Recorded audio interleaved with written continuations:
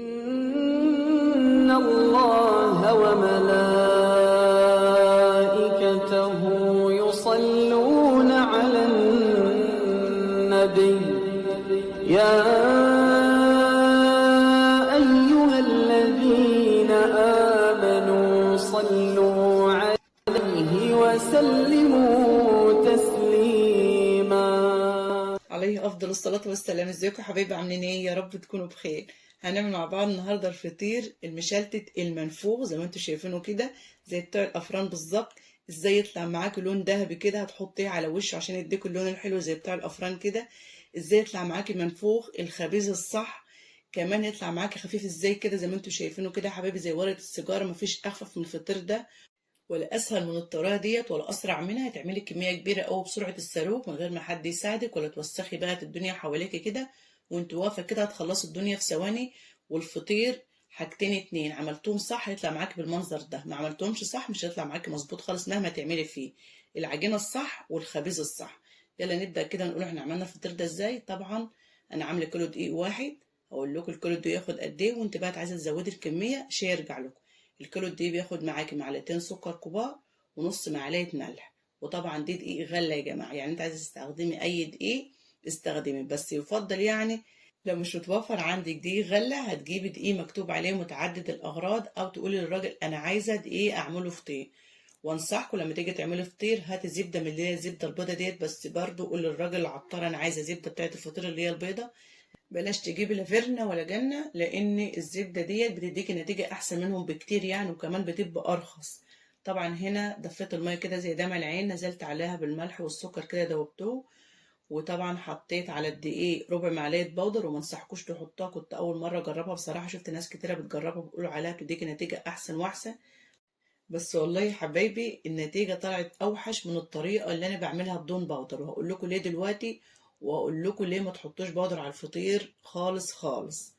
طبعا أنا نزلت كده مبدئيا بنص المية اللي حطيت عليها الملح والسكر، وسبت النص التاني جنبي كده أزود شوية بشوية. ونزلت بتذكرتين فانيليا أو تذكرة فانيليا، أو مش عايزة تحطي فانيليا خالص ما تحطيش، شيء يرجع لك هيبقى حلو برضه. ونزلت معلقتين زيت كده، ويفضل ما يكونش زيت تموين عشان زيت التموين بيبقى ريحته وحشة في الخبيز بالذات يعني.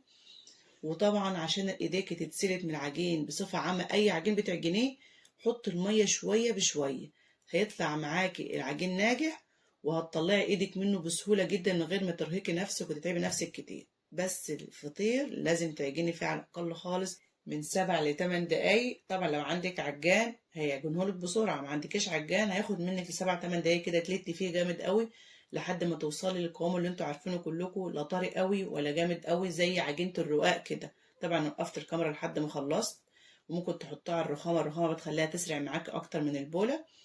وبتسيبيه بقى كده ما توصلي الملمس الناعم اللي انتوا شايفينه ده ما شاء الله. بتغطي عليه وتسيبيه يستريح على الاقل خالص نص ساعة. طبعا هقول لكم ما تحطوش البودر ليه يا جماعة. انا نزلت لكم في اول الفيديو نوعين من الفطير، اول واحدة اللي كانت بالبودر، تاني واحدة اللي كانت منفوخة وعمالة افتح لكم فيها واقول لكم زوارة السيجارة ازاي، دي اللي بدون بودر، وهنزلها لكم دلوقتي تاني وتشوفوها. فالبودر مضر جدا بصحتنا، فعلى قد ما تقدروا ما تحطوش على الاكل. كده كده الفطير يطلع منفوخ معاكي والله و10 على 10 واحسن من البودر. انا حبيت بس انزل لكم الطريقه ديت لان لقيت الناس كلها بتنزلها وبتقول ده ممتازه، حبيت اجرب. لقيت ادتني الفطير الورقه بتاعته مش رهيفه زي ورقه السيجاره زي ما انتوا شفتوها في الفيديو، هتشوفوها دلوقتي في اخر الفيديو ما افتحها لكم، مختلفه خالص عشان كانت بالبودر. طبعا عدى نص ساعه، نزلت بقى كده على الرخامة كده ايه بشوية خل كده عشان تعقميها وتنضفيها، لان مهما تغسلي الرخامة الخل اللي بيخليها نضيفة معاكي وتتعقم معاكي بطريقة حلوة اوي. لو عندك مفرش افرشيه. طبعا في حتة في الفيديو كده اتقطعت مني غصب عني، طلعته من البولة كده. وتنزلي بشوية دقيق، ما تبططيش على زيت، ما تبططيش على زيت، واقول لك ليه دلوقتي. طبعا فردت العجينة شوية كده، المفروض اصلا كنت قسمتها قبل ما ابططها خالص، بس ساعات الواحد بيعمل حاجات كده مش مركز. قسمتها اتنين، وبتفردي بقى بالنشابة بإيدك مش هتفرق، هي كده كده هتنفرد معاكي بكل سهولة لأنك اديتها حقها في العجين. معلش طبعا الفيديو بيقطع كده لأن كنت ساعات بدي ظهر للكاميرا لأن الرخامة صغيرة، فمش عارفة أجيب لكم الحاجة واضحة جامد يعني.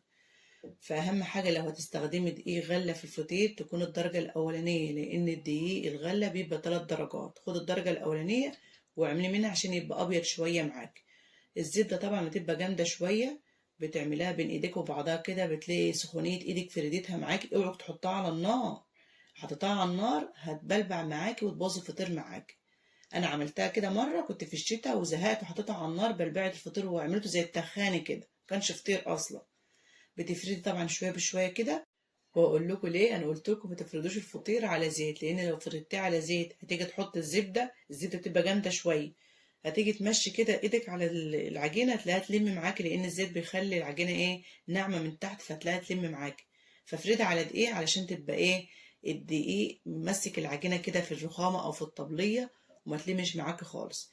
بعد ما تخلصي فرد وتغطي العجينه كلها بالزبده، بتمشي ايدك كده، لو لقيت زياده بتشيلها بايدك تاني وتحطها على الزبده، عشان ما يبقاش تقيل على معدتكم. على قد ما تقدروا ما تحطوش زبده، المهم تكون العجينه متغطيه بالزبده.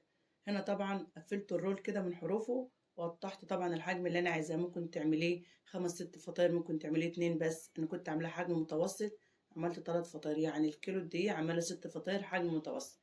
بتقومي فردة العجينة بدون زبدة ولا سمنة ولا زيت خالص، فردة صغيرة كده، وتقومي مكوراها كورة كده وحطها على جنب ومغطياها، أهم حاجة عشان ما تنشفش منك.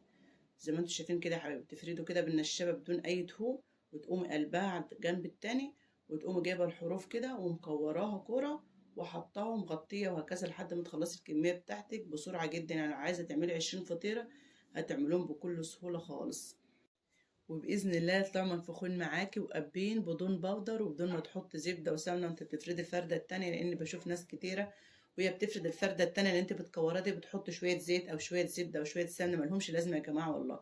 أولا بيبقى تقيل على معدتنا، ثانيا كل حاجة غالية، فعلى قد ما نقدر بنقتصد في حاجتنا، فليه تحط بقى الدهون وانت بتفردي؟ هو كده كده يتفرد معاكي. هنا طبعا فردت القطعة التانية، توريتاج ما شاء الله منورة، ربنا يبارك فيها ويهديها، لازم تاخد حتة تلعب بيها وتفردها.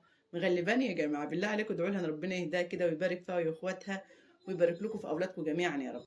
بصوا بقى يا حبايبي، دي السمك المظبوط قبل ما تحط الزبدة على العجينة. لو عملتيه تخين عن كده هيبقى الفطير ملتون وتخين ومفيش رقات كتير، ولو عملتيه رهيف عن كده هتيجي تفردي الزبدة هيتقطع منك، وخصوصا لو ما انتش عاملة بدقيق غلة، لان دقيق الغلة بيبقى فيه عرق وتمط فيه زي ما انت عايزة. خلي بالكم من الحتة دي يا حبايبي. طبعا كنت بقول لكم الزبدة ديت يا جماعة، أنا كنت جايباها آخر مرة ب70 جنيه. فيرنا وجنة كانت ب85 و90، يعني فيرنا كانت ب90 وجنة كانت ب85. فاحنا بنعمل بالزبدة ديت، بتبقى خفيفة وبتبقى رخيصة. وكمان لو عملت بالزبدة اللي هي الصفرة فيرنا أو جنة ديت، بتيجي بقى تعملي بتلاقيها سايحة منك وبتدخلها في التلاجة وتدخلي في مواويل اقتصدي، واعملي بالحاجة اللي ايه اللي تسرع معاكي من غير ما تغلبك. احنا في عصر السرعة يا جماعة. هنا طبعا كنت بشيل الزيادة كده علشان ما تبقاش ايه تقيلة على معدتنا. او انتوا طبعا لو عايزين الحاجة تقيلة وغرقانة كده في السمنة او في الزبدة ما تبقيش تشيل الزيادة، بس انا بشيل الزيادة يا دوب بس احس ان العجينة متغطية كده، ودمتم وبتطلع 10 على 10. يعني يا حبايبي لو انتوا عايزين الفطير تقيل 2 كيلو دقيق هياخدوا كيلو زبدة، لو عايزينه خفيف زي ما انا بعمله كده 3 كيلو دقيق هياخدوا الكيلو الزبدة. طبعا انا قطعت الحته ديت اللي كنت بعمل فيها الرول التاني، خلصته وقفلته وقطعته وفردت كمان.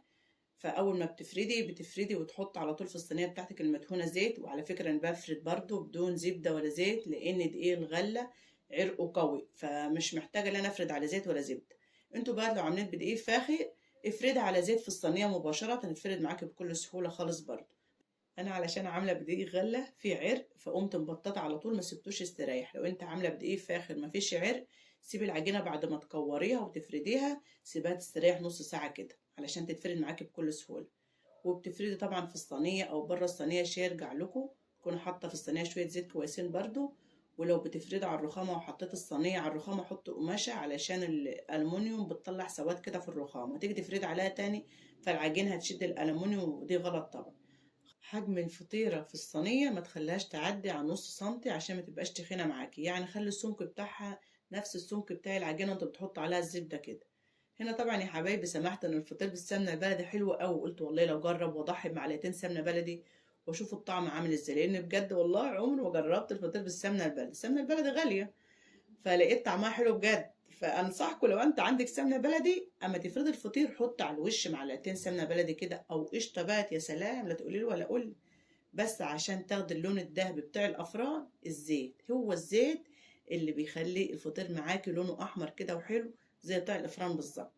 وتهيني باي زيت عندك، يعني لو زيت تموين عادي خالص مفيش اي مشكله. وعلى فكره بعد ما تحط الفطيره في الصينيه وتسيبها شويه كده بتيجي تضغطي عليها بتتفرد معاك اكتر. يعني لو عايزه ترهفيها وتعبتك في الفرد سيبها بس شويه في الصينيه كده وارجعي اضغطي عليها تلاقيها اتفردت معاك بكل سهوله.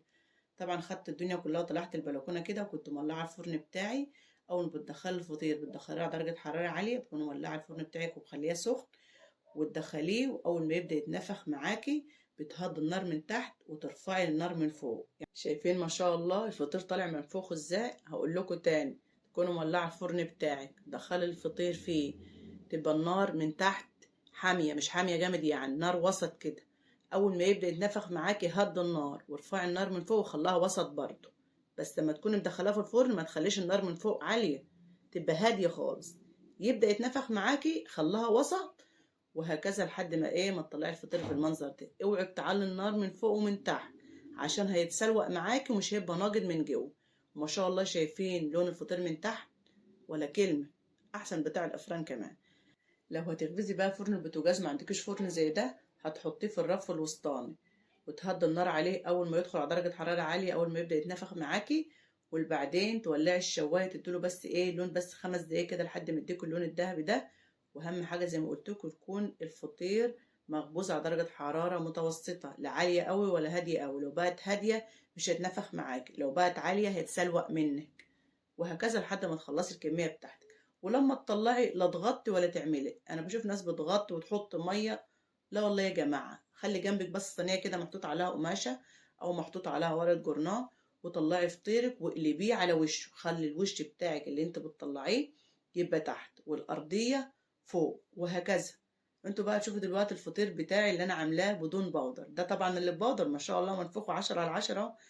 اللي بدون بودر بات منفوخ اكتر منه والطبقات بتاعته رهيفة اكتر من ده. هفتحه دلوقتي معاكم وهتشوفوا الطبقات ده من الطبقات دي. طبعا هنا كنت خلصت واحمد لسه ما جاش من الدرس، فدخلت الفطير كده على هبو النار كده، فاحمر زيادة عن اللزوم من تحت ومن فوق. بس مش مشكلة، هم عيالي بيحبوا الحاجة حمرا زيادة عن اللزوم. مع طبق عسل نحل بات ولا شوية عسل سمر كده وحتة جبنة حادقة، وكلوا بات وادعولي أحلى شوية فطير اقتصاديين جدا وخفاف جدا على معدتكم وهتعملوهم بكل سهولة. بصوا بقى، بصوا الطبقات بتاعت الفطير. أنا طبعا ما كنتش عارفة أمسكه لأن كنت لسه مطلعاه برضو من حرارة الفرن كده، كان لسه سخن. شايفين الطبقات عاملة ازاي؟ ما شاء الله يا حبايبي ولا كلمة. بس الطبقات تخينة، مش علشان انا عاملاها تخينه، لا والله عاملاها بنفس الطريقه، بس البودر مخلي الطبقات مش واخده وضعها، نفيشها كده ومش مخليها خفيفه كده زي ورقه السيجاره زي ده. ده كان مقطع تاني خالص حبيت اصوره لكم واقول لكم قارنوا انتوا اللي هو ببودر زي اكتر القنوات بتعمل ببودر، وقارنوا باللي هو بدون بودر. اللي بدون بودر يا جماعه حاجه تانية خالص والله. ورقه سيجاره من جوه كده وخفيف وحلو وبيديك النتيجة ممتازة. بس اعملي بنفس الطريقة ويطلع معاكي بنفس المنظر اللي انتوا شايفينه ده بالظبط والله. اتمنى بقى اذا كان الفيديو عجبكم كده ولسه ما حطيتوش اللايك تشجعوني كده وتحطوا له اللايك. والناس الجديدة اللي اول مرة تنورني وتشرفني في قناتي، اذا كانت قناتي عجبتكم اتمنى تشتركوا فيها وتفعلوا الجرس على الكل، وخدوا لكم جولة في القناة كده بعمل حاجات حلوة. ودعواتكم لاحمد ابني بالنجاح والتوفيق. مع السلامة يا حبايبي.